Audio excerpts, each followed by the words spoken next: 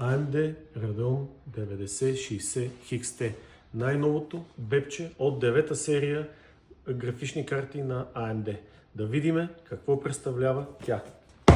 XFX Swift е клокната версия, оверклокната чиптунинг на Radeon 9060 XT.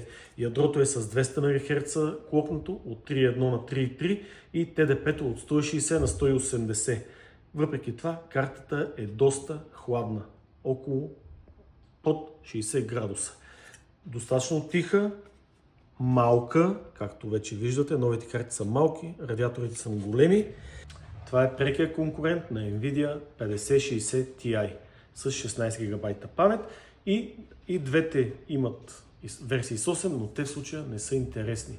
По отношение на старите AMD-та, това може да се каже, че е аналогично на 7700 XT, но има повече памет, което има значение при новите игри и харчи по-малко, което честно казвам е все тая.